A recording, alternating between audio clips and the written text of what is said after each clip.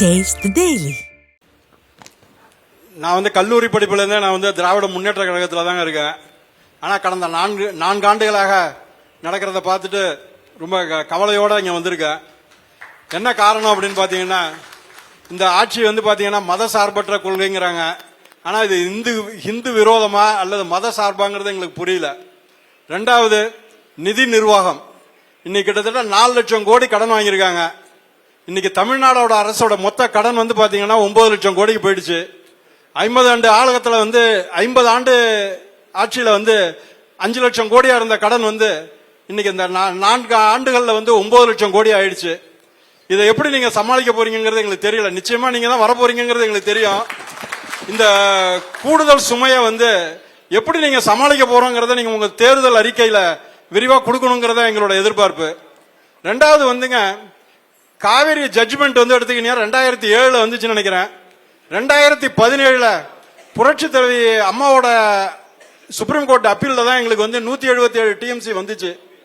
இன்னைக்கு வந்து பாத்தீங்கன்னாக்கா ஆத்துல தண்ணி போகுது, ஆனா வாய்க்கால்ல தண்ணி வரல. இதுதான் நிலைமை. நீங்க அப்படியே போற வழியில பாருங்க, எந்த வாய்க்காலையாவது தண்ணி இருக்கா அப்படிங்கறத பாருங்க. பாத்தீங்கன்னா உங்களுக்கே தெரியும் அது இந்த நிலைமை. இந்த பகுதியை பொறுத்த பாத்தீங்கன்னாக்கா கல்லணையில இருந்து பூம்புகார் வரை பாத்தீங்கன்னா இந்த பக்கம் ஒரு 25 கிலோமீட்டர், இந்த பக்கம் 25 கிலோமீட்டர். காவேரிக்கு தென்புறமும் வடபுறமும் பாத்தீங்கன்னா நிலத்தடி நீர் நல்லா இருக்கு. இந்த நிலத்தடி நீர் வந்து பாத்தீங்கன்னா கிட்டத்தட்ட ஒரு 70,000 பம்ப் செட்டுக்கு மேல இங்க இருக்கு. இந்த பம்ப் செட்டுக்கு வந்து பாத்தீங்கன்னாக்கா நீங்க உங்க ஆட்சியில வந்து உதய் மின் திட்டத்துல நீங்க கையெழுத்து போட்டீங்க.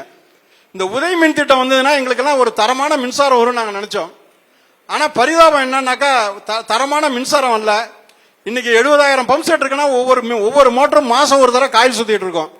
கிட்டத்தட்ட 70,000 பம்ப் செட் இந்த டெல்டா மாவட்டத்தில் மட்டும் நாங்கள் காயில் சுத்துறோம். இதுல இழப்பு மட்டும் பாத்தீங்கன்னா 70 கோடி ரூபாய்க்கு மேல விவசாயிகளுக்கு இழப்பு வருது. இத்தனைக்கும் பாத்தீங்கன்னா இந்த திராவிட மாடல் அரசு கிட்டத்தட்ட 9,800 கோடி ரூபாய் டான்கோடாவுக்கு விவசாயிகளுக்காக செலுத்துறாங்க. மேலும் பாத்தீங்கன்னா ஒரு 25,000 கோடி கிட்டத்தட்ட டாரிஃப் எல்லாம் ஏத்தி இந்த டான்கோடாவுக்கு வந்து கிட்டத்தட்ட மின்சார வாரியத்துக்கு இன்னைக்கு 25,000 கோடிக்கு மேல கூடுதலாக தொகை வந்து வழங்கப்படுது. இருந்தும் ஒரு தரமற்ற மின்சாரம். இன்னைக்கு சிஏஜி ரிப்போர்ட்ல பாத்தீங்கன்னா பலவிதமான ஊழல்கள் வந்து மின்சார வாரியத்து மேல ரிப்போர்ட் கொடுத்திருக்காங்க. இதுக்கெல்லாம் ஒரு தீவிரமான ஒரு புலன் விசாரணை வரணும். தவறு செய்த ஐஏஎஸ் அதிகாரிகள் மேல நீங்க நடவடிக்கை எடுக்கணும். ஒரு பயமாவது வரணும். ஊழல் பண்ணாக்க ஒரு பயம் இருக்கணும் அதிகாரிகளுக்கு. அரசியல்வாதிகள் வந்து 2வது பட்சங்க. அந்த பயங்கிறது இன்னைக்கு சுத்தமா இல்லாம போயிடுச்சு. இன்னைக்கு சிஏஜி ரிப்போர்ட்ல வந்து கிட்டத்தட்ட ஒரு 7-8 விதமான ஊழல்கள் வந்து மின்சார வாரியத்து மேல குறிப்பிட்டிருக்கதா நாங்க அறிகிறோம். அதனால நீங்க மின்சார வாரியம் வந்து எங்களுக்கு தரமான மின்சாரம் எங்களுக்கு கிடைக்கிறதுக்கு நீங்க உறுதி செய்யணும். அடுத்தது, நீங்க நேரடி நெல் கொள்முதல் நிலையத்தை எடுத்துக்கிட்டீங்கன்னாக்கா இன்னைக்கு வந்து இந்தியா வந்து உலகத்திலேயே வந்து 3வது இடத்துல இருக்க அரிசி ஏற்றுமதியில. ஆனா டெல்டாவில இருந்து ஒரு மூட்டை கூட அரிசி ஏற்றுமதி ஆகல. எங்களுக்கு வந்து இந்த பக்கத்துல வந்து ஒரு 30,000 டன் அரிசி ஏற்றுமதி செய்யறதுக்கு நீங்க ஒரு வழிவகை செஞ்சீங்கன்னா நேரடி நெல் கொள்முதல் நிலையங்களுக்கு வர கூட்டம் வந்து குறையும். ஒரு 30,000 ஏக்கர்ல இருந்து ஒரு 30,000 டன் அரிசியை நீங்க ஏற்றுமதி பண்ணீங்கன்னாக்கா அது சார்பான தொழில்கள் இங்க வந்து வளரும். இன்னும் நம்ம ஏற்றுமதி அதிகமா பண்றதுக்கு நிறைய வாய்ப்புகள் இங்க நிறைய இருக்கு. அதனால இந்த அரிசி ஏற்றுமதிங்கிறத வந்து ஒரு நீங்க மத்திய அரசு கிட்ட போராடி இந்த அரிசி ஏற்றுமதி இன்னைக்கு வெஸ்ட் பெங்கால்ல இருந்தா நிறைய போயிட்டு இருக்குங்க. அது குறிப்பா 5064 ரகம் தான் நிறைய ஏற்றுமதி ஆகுது. அந்த ஏற்றுமதின்னு வந்துருச்சுன்னா ஒரே ரகம் நம்ம பயிரிடணும். அதுக்கு வந்து சில கட்டுப்பாடுகள் இருக்கு. பூச்சிக்கொல்லி, ரசாயன உரங்கள் இதெல்லாம் குறைவா யூஸ் பண்ணணும். இதெல்லாம் வந்து நீங்க கருத்துல கொண்டு எங்களுக்கு அரிசி ஏற்றுமதி குறைவா இது நீங்க வந்து வேளாண் மண்டலமா அறிவிச்சீங்க.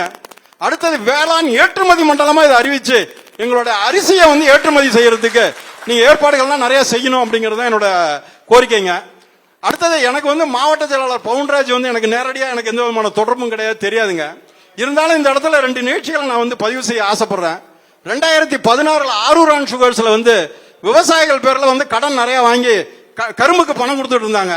அதை தடுக்கணும்னு சொல்லி நாங்கெல்லாம் வந்து ஒரு 20 பேர் அவங்க வீட்டுக்கு போய் அப்ப அவங்க சட்டமன்ற உறுப்பினராக இருக்கச்ச கேட்டோம். இந்த மாதிரி ஆரூர் அண்ட் சக்கரை ஆலையில முறைகேடா இது மாதிரி செய்யறாங்க, இதை தடுக்கணும் அப்படின்னு சொல்லி நாங்க கேட்டோம். அந்த நேரத்தில் நாங்க எல்லாருமே எல்லாருமே திமுக விவசாயிகள் தான். ஆனா அப்ப அவங்க என்ன சொன்னாங்கன்னா, நாங்க வந்து எனக்கும் 180 டன் கரும்பு அனுப்பிச்சிருக்கேன், எனக்கும் பணம் வரல, என்ன செய்யலாம் அப்படின்னு சொல்லிட்டு எங்களை உட்கார வச்சுட்டு உடனே ஒரு முடிவு, உடனே நாகப்பட்டினம் கலெக்டருக்கு போன் பண்ணி ஒரு பீஸ் கமிட்டியை போட்டு மேற்கொண்டு ஆரூர் அண்ட் சக்கரை ஆலை வந்து விவசாயி மேல கடன் வாங்காத அளவுக்கு ஒரு சூழ்நிலையை வந்து எங்களுக்கு உருவாக்கி கொடுத்தாங்க. அது வந்து ஒரு முதல் நிகழ்ச்சிங்க. 2வது நிகழ்ச்சி வந்து பாத்தீங்கன்னா எங்க அருகாமையில வந்து காஞ்சிவாயின்னு ஒரு கிராமம். அங்க ஒரு 12 விவசாயிகளுக்கு வந்து இந்த ஜேஇ வந்து டிரான்ஸ்ஃபார்மரை கட் பண்ணிட்டாரு, 2 ஃபேஸ்ல ஓட்டுறதா சொல்லி. அதுல எல்லாரும் 70 வயசு 80 வயசுக்கு மேல உள்ளவங்க. அவங்கள ஆச்சிட்டு நான் அவங்க வீட்டுக்கு போயிருந்தோம். அப்பயும் அதே மாதிரி இருங்க நீங்க அப்படின்னு சொல்லிட்டு உடனே நான் அவர் சொன்னாரு, அந்த வயசானவர் ஒருத்தர் சொன்னாரு, நாங்க போயிட்டு சாயந்தரம் வரோங்க, மோட்டர் ஓடணும்னா வந்து உங்களுக்கு ஒரு நன்றி சொல்லணும் அப்படின்னாரு.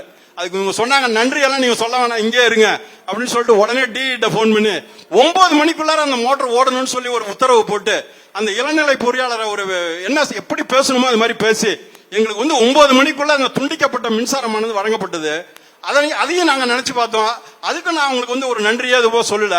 கடைசியா பாத்தீங்கன்னா சென்ற முறை வந்து எங்க வாய்க்கா வெட்டணும், ஏ சேனலோட நின்று போச்சு, பி சேனல் வெட்டணும். என்ன வந்து அவங்களுக்கு தனிப்பட்ட முறையில் எனக்கு அவங்களுக்கு எந்த விதமான பழக்கமும் கிடையாது. நான் அவங்க வீட்டில் போய் இது மாதிரி இந்த சேனல் வெட்டணும் அப்படின்னா, நீங்கெல்லாம் பண்ணைகள் நீங்களே சொந்த காசுல போட்டு வெட்டிக்க வேண்டியதுனா ஏ சேனலுக்கு தான் பணம் இருக்கு அப்படின்னு தான் என்கிட்ட சொன்னாங்க. நான் வருத்தத்தோட வீட்டுக்கு போயிட்டேன். என்னோட பேர் கூட அவங்களுக்கு தெரியாது. ஆனா 11 மணிக்கெல்லாம் அந்த ஏஇ வந்து எனக்கு போன் பண்ணி இது மாதிரி உங்க வாய்க்கால வெட்ட சொல்லிட்டாரு அப்படின்னாங்க. அதனால இது மாதிரி ஒரு செயல் வீரர் அப்படின்னாக்கா பவுன்ராஜை வந்து நம்ம நிச்சயமா நம்ம இந்த இடத்துல நம்ம சொல்லணும். நீங்க வந்து இன்னும் வருகின்ற எலெக்ஷன்ல நிச்சயமா நீங்க தான் முதல்வராக வர போறீங்க.